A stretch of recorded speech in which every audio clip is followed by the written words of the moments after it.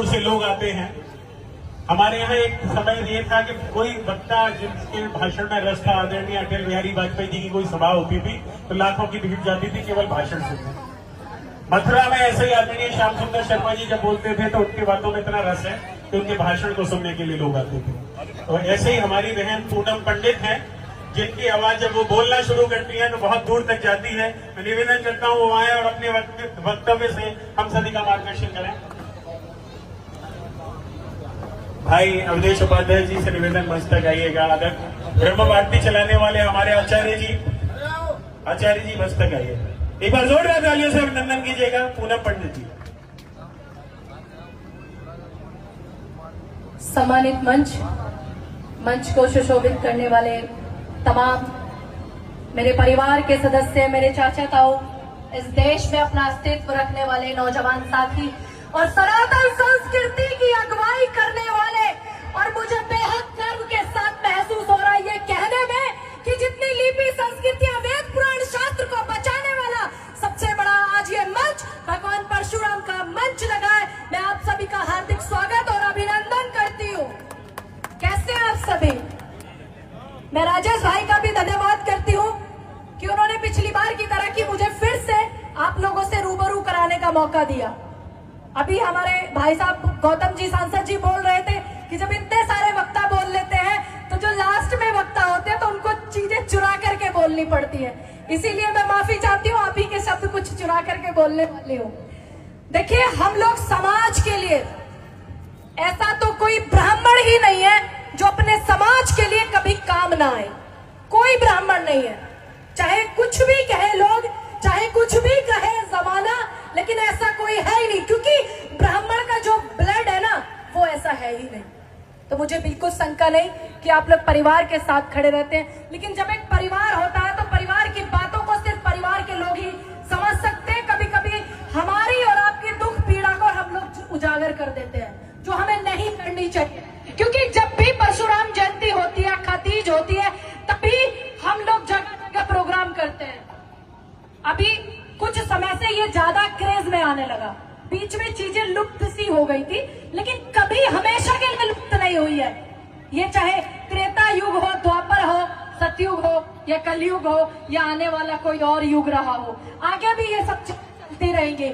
लेकिन अगर हम बात करें इस समस्त संसार की जितनी भी प्रजातियां हैं और जातियां हैं, अगर हम उसमें बात करें ब्राह्मण समाज की, कोई भी युग आकर के देख लीजिए, ब्राह्मण का हमेशा से अस्तित्व और ज्ञान चला है। बहुत सारे लोग हैं, बहुत सारे सोशल मीडिया पे भी है कि जिसको फेमस, देखिए आप लोगों ने एक बेरोजगार भी लोगों को रोजगार दिया हुआ है। बेरोजगारों को, जिनके पास कोई काम नहीं होता, जिनको कोई जानता तक नहीं है, बस वो फेसबुक खोलेंगे और बैठ जाएंगे ब्राह्मण को गाली देने, और उनकी वीडियो फिर मिलियन में चली जाती है। आपकी वजह से उनका घर परिवार और रोटी चलती है। जब मिलियन में चला जाता है तो डॉलर आता है। तो ये बहुत सारी ऐसी आपने रोजगार लोगों को दिया हुआ है, क्योंकि हम लोगों ने पहले से ही ये सब किया है। आज कुछ हमने नया नहीं किया, क्योंकि नया हमने इसलिए नहीं किया, आज तक मैं कहूंगी मुझे इस बात का बेहद गर्व है कि अगर जीरो की खोज की तो वो ब्राह्मण ने की, आर्यभट्ट जी ने। अभी हमारे बड़े भाई आपको बता भी रहे थे, तमाम बुद्धिजीवी लोग बैठे हुए हैं, कोई यहाँ पर अनपढ़ नहीं है। अगर कोई पढ़ा लिखा ब्राह्मण भी नहीं है तो वो भी 100 शिक्षकों का ज्ञान रखता है, कोई अनपढ़ नहीं है। अगर मुझे बेहद गर्व है इस बात का कि ब्राह्मण ने हमेशा से सही को सही और गलत को गलत किया है, क्योंकि 3 लोग को अपने काबू में रखने वाला और काल को अपने खूंटे के बांधने वाला एक प्रचंड ज्ञानी ब्राह्मण पंडित रावण भी था। लेकिन ब्राह्मण ने यह भी नहीं सोचा कि मैं इंसाफ करूं या ना इंसाफ करूं, उसने सीधा हमेशा से अपने कर्तव्य को निभाया और इंसाफ किया। रावण की पूजा नहीं की जाती। मुझे गर्व है इस बात का कि राम को पूजा जाता है। ये किसने दिया, ये किसने प्रथा चालू की कि राम को राजवंशी होने के बाद भी राम की पूजा ब्राह्मण करता है, रावण की नहीं करता है, क्योंकि ब्राह्मण ने सही किया है, कभी गलत नहीं किया। आज इतने सारे लोग जब ब्राह्मण के खिलाफ बोलते हैं, आज 97 देश की सबसे बड़ी परीक्षा में 97 97 ब्राह्मण चयन हुए हैं। और जब मैं पिछली बार आई थी उससे 2 साल पहले जब ये परीक्षा हुई तो 57-56 लोगों का चयन हुआ था सिर्फ। तो मुझे लगा कि कहीं ना कहीं कुछ ना कुछ छूट रहा है। जब कभी इस तरीके की शोभा यात्रा होती है तो उसमें हमने ही ठेका लिया है ना शुरू से आज तक सनातन धर्म की अगुवाई करने को, और हम उसको निभाते हैं। और हमारे कम उम्र के भाई उस चीज को निभाते हुए कोई जेल चला जाता है, किसी की शिक्षा छूट जाती है। और जब भी कभी किसी का बच्चा शिक्षित नहीं होता ना, किसी भी समाज का, मैं ब्राह्मण समाज की ही नहीं तमाम समाज की बात कर रही हूँ, तो उसके सिर्फ घर का विकास नहीं रुकता है, पूरे समाज का विकास रुक जाता है। और आज बड़े बड़े पदों पर मुझे इस बात को भी बेहद गर्व के साथ कहने में महसूस हो रहा है कि जो आज हिंदुस्तान और पाकिस्तान का जो युद्ध हो रहा है, वहां पर 3 हमारे अपने समाज के, और जितने भी समाज के लोग इस लड़ाई में वहां लड़ रहे हैं हमारे सैनिक, मैं उनको बार बार कोटि कोटि नमन करते हुए गर्व के साथ कह रही हूं कि आज 3 जो लोग हैं वो आपके अपने समाज के लोग वहां डटे हुए हैं। भारत की ऐसी 2 बेटियां भी वहां पर डटी हुई हैं। तो ये ब्राह्मण समाज है, ये ब्राह्मण है। ब्राह्मण ने हमेशा से दूसरों को दिशा और निर्देश देने का काम किया है, और एक नहीं वो 3-3 वोटों पर प्रभाव डालता है। अभी बड़े भाई सही कह रहे थे मुन्ना भैया, ब्राह्मण वो है।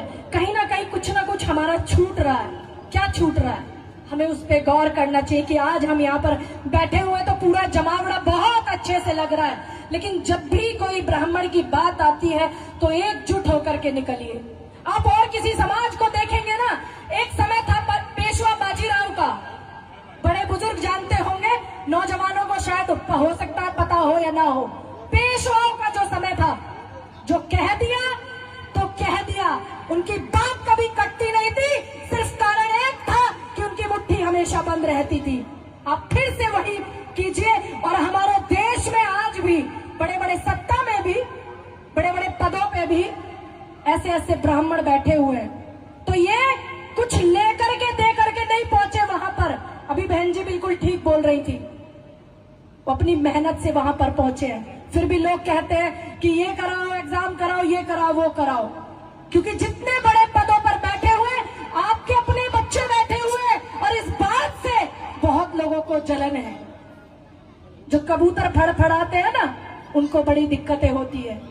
तो मैं बस यही निवेदन करती हूँ, और आप सभी से मैं धन्यवाद करती हूँ बार बार, राजेश भाई का और जय भगवान भाई, मुन्ना भाई हमारे बैठे हुए, बहन बैठी हुई है राधे भाई जी का, तमाम कमेटी का धन्यवाद करती हूँ कि समय समय पर नौजवानों को ऊर्जा देने का जो आप काम करते हैं, क्योंकि हमें हर चीज की जरूरत है, क्योंकि हम ही हैं सबको, चंद्रशेखर आजाद भी हम हैं, और पंडित बिस्मिल भी हम हैं, परशुराम भी हम हैं, और ब्राह्मण रावण भी हम हैं। समय समय पर सब रूप हम लोग बदलने जानते हैं, इस बात को कोई भूले नहीं जब अपने समाज की बात आए, क्योंकि ब्राह्मण वो है जिसने जटाटवी गले जल प्रवाह पावी वस्तले गले वलम में वलिम तुम ये गाया है, और एक ब्राह्मण वो भी है जिसने नमामि शमिशान निर्वाण रूपम गाया है।